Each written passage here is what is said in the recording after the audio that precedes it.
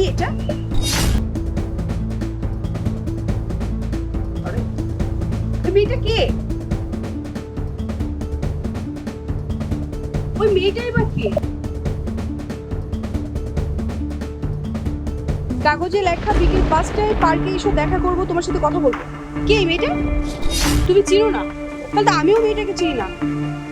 ও আচ্ছা, তাহলে এই ঘটনা। তলে তলে তুমি ডুবিয়ে ডুবিয়ে পানি খাচ্ছো। আরে বাবা, তুমি অযথা আমাকে মিথ্যা দোষারোপ করতেছো। আমি মেয়েটাকে চিনি না, জানি না, আর মেয়েটা কি লেখছে না কেন। তার মানে এই কথা? মেয়েটা দৌড় দিয়ে আসলো, একটা কাগজ ফেলে রেখে চলে, আবার দৌড় দিয়ে চলে গেল। কাগজে লেখা তুমি বিকেল 5টায় পার্কে এসে তোমার সাথে কথা বলবো, মানে কি? আরে বাবা, একটু বোঝার চেষ্টা করো। আমি আসলে মেয়েকে চিনি না, কিসের জন্য কাগজটা দিলাম তাও জানি না। প্রত্যেকটা স্বামী না এরকমেরই, যখন স্ত্রীর কাছে ধরা খেয়ে যায় তখন এই একটা মিথ্যেকে ঢাকতে গিয়ে হাজারটা মিথ্যে কথা বলে। আরে বাবা, তুমি সত্যি আমার কথাটা বিশ্বাস করো। আমি আসলে মেয়েটাকে চিনি না, আর কেন এই কথা লিখছে তাও জানি না। তো তুমি আমাকে রেখে, আমার মধ্যে এরকম একটা হাতির মতো বউকে রেখে তুমি এখন প্রেম করা ধরছো? তোমার যেহেতু আমাকে এতই অবিশ্বাস হচ্ছে, তাহলে তুমি আমার সাথে বিকেলে পার্কে চলো, গেলে তো দেখতে পারবা। এইটাও দেখার বাকি ছিল আমার। মানে আমি এখন তোমার সাথে পার্কে গিয়ে দাঁড়িয়ে থাকবো, আমার হাজবেন্ড একটা মেয়ের সাথে প্রেম করবে, আমি সেটা নিজের চোখে ট্যাপ ট্যাপ করে তাকিয়ে দেখবো। এইটাও আমার দেখার বাকি ছিল, তাই তো? আরে বাবা, এখানে প্রেম কেন করবো? মেয়েটা দেখা করতে বলছে যেহেতু যাই, কি হয় না তুমি নিজে দেখতে পারবা, তাই না? তুমি মেয়েটাকে চিনো না, তোমার কথা যদি সত্যি হয় তাহলে তুমি বেঁচে গেলা, আর যদি তোমার কথা মিথ্যা হয় তাহলে আমি বুঝতে পারছি তোমাকে কি করবো, তোমাকে আমি মেরে ফেলবো। চলো তো আগে। চলো, তোমার একদিন আর আমার যে কয়দিন লাগে, চলো। ভাইয়া, তুমি আসছো? আমার বিশ্বাস ছিল তুমি এখানে অবশ্যই আসবে আমার সাথে দেখা করার জন্য। আরে বোন, তুই এখানে কি করছিস? কেন ভাইয়া? তোমাকে যে কাগজটা দিয়ে ঢেল মারছিল ওই মেয়েটা অন্য কেউ না, আমি নিজেই ছিলাম। তার মানে ওই কাপড় দিয়ে মুখ পেঁচিয়ে যে কাগজটা ঢিল দিয়েছিলি সেটা তুই? হ্যাঁ ভাইয়া, আমি অনেকদিন ধরে তোমাকে দেখি নাই ভাইয়া। আমি তোমাকে অনেকবার কল পর্যন্ত করেছি, কিন্তু তুমি আমার কল রিসিভ করো নাই। তখন লাস্টে যখন আমি আর কোনো উপায় পাই নাই তোমাকে দেখার জন্য, তখন বাধ্য হয়ে আমি এই কাজটা করছি। বল, মা বাবা সবাই কেমন আছে? তুই ভালো আছিস তো? ভাইয়া, আমি ভালো আছি, কিন্তু ভাইয়া তুমি যে এখানে আসছো, ভাবিকে কিছু বলছো? ভাবি জানে মানে? ভাবি কি জানবে? ও এখানে কেন? আর তুমি, আমি যে মেয়েটাকে খুঁজতে আসছি সেই মেয়েটা কোথায়? তাকে কোথায় লুকিয়ে রাখছো তুমি? আর শোনো না, তখন যে মেয়েটা মুখ পেঁচিয়ে কাগজটা দিয়ে ঢিল দিয়েছিল, ওই দিয়েছে। আবারও মিথ্যে কথা? মানে এখন তুমি আবারও একটা মিথ্যে কথা বলতেছো। ও কেন মুখটাকে ঢেকে একটা কাগজ ডিল মারতে যাবে? কেন? ভাবি, সত্যি কাগজটা আমি ঢেল মারছিলাম, কারণ আমি অনেকদিন ধরে ভাইয়াকে দেখি নাই। আমার ভাইয়াকে দেখার খুব ইচ্ছা করতেছিল। বুঝতে পারছি তো, নতুন করে আবার একটা প্ল্যান করতেছো, তাই তো? মানে বাড়িতে ফিরে যাও। দেখো, আমি তোমাকে যে বাড়ি থেকে বের করে দিছি সেই বাড়িতে অন্তত তোমাকে আমি আর ঢুকতে দিচ্ছি না। যত রকমের প্ল্যান আছে তুমি করতে থাকো, কিন্তু তুমি ওই বাড়িতে ঢুকতে পারবা না।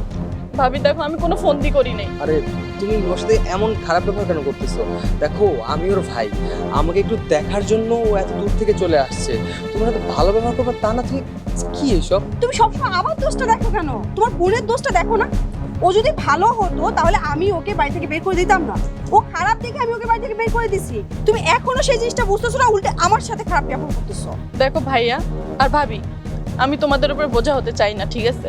আর ভাইয়া, আমার অনেক ভালো একটা জব হয়েছে, যেই কারণে আমি এই খুশির খবরটা তোমাকে দেওয়ার জন্য এখানে ডাকছিলাম। কি এবার বুঝলা তো? ও কেন এই জায়গায় আসছে? ওর একটা জব হয়েছে, সেই খবরটা আমাকে দেওয়ার জন্য এত দূর থেকে চলে আসছে। আর আমি ওর ভাই, আমাকে একটু দেখার জন্য, আমাকে একটা সুসংবাদ দেওয়ার জন্য আসছে। এই, তোমার কি মনে আছে তুমি ওর সাথে কি কি করছিলা? কি কি করেও তুমি ওর বাড়ি থেকে বের করছো? হ্যাঁ, ও তোমার বাড়িতে আর কখনো যাবে না। আর ও খুব ভালো করে জানে, ও যদি আমাকে দেখার জন্য তোমার বাড়িতে যায় বা তোমাকে বলে, তো তুমি আমাকে কখনোই ওর সাথে দেখা করতে দিবা না। আর তার জন্য ও এই কাজটা করছে, এই প্ল্যানটা করছে। শোনো, তো হইছে, তো দেখা হইছে, ভাই বোনের দেখা হইছে, কথা হইছে, জব পাইছি, সুখবরটা দেওয়াও হয়ে গেছে। এখন দাও না বোনকে বিদায় দাও, বিদায় দাও। জব না আন্ডা পাইছে, দেখো এটা আবার নতুন করে কোনো একটা মিথ্যে কথা বলে বাড়িতে ঢোকার একটা ফোন দিয়ে, আমি সবই বুঝি। শোনো, আমার বোন মরে গেলেও না তোমার বাড়িতে আর ঢুকবে না। বোন, তুই বাড়িতে যা, তুই বাবা মাকে দেখে রাখিস আর ভালোভাবে জবটা করিস। হ্যাঁ, ভালো মতো জবটা করো। দেখো, তোমার যে স্বভাব, তাতে হয়তো দেখা যাচ্ছে 2 মাস পর তোমাকে আবার কোম্পানি থেকে বের করে দিল, কারণ স্বভাব তো ভালো না। এই চুপ, একদম চুপ। কি রে, তুই এখানে দাঁড়িয়ে দাঁড়িয়ে কি আরো অপমানিত হবি? যা যা এখান থেকে।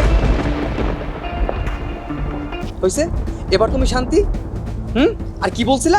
আমি দুশ্চরিত্র, আমার চরিত্র ঠিক নাই, আমি তোমাকে ভালোবাসি না, আমি তোমাকে রেখে অন্য একটা মেয়ের সাথে পরকীয়া করতেছি, এন এন ব্লা ব্লা ব্লা কত কিছু বলছো। কি তাহলে বলবো না, কি করব? তুমি দেখো একটা মেয়ে মুখ চোখ বেঁধে একটা কাগজ এনে ফেলে চলে গেল, সেখানে আবার লেখা 5টার সময় বিকেলে দেখা করার কথা আছে। এই টাইপের কথা আর এই টাইপের যদি কাজ কোনো ওয়াইফের সাথে হয়, তার কি মাথা ঠিক থাকে? আমার জায়গায় যদি তুমি হইতা, তুমি কি আমার মতো করতা না? শোনো, কাউকে কোনো কিছু বলার আগে, কাউকে কোনো কিছু ব্লেম দেওয়ার আগে সেটা যাচাই বাছাই করা দরকার, সেটা বোঝা দরকার, তারপর কিছু বলা দরকার। এবার তো প্রমাণ হয়েছে, চলো বাহির চলো। ঠিক আছে, চলো।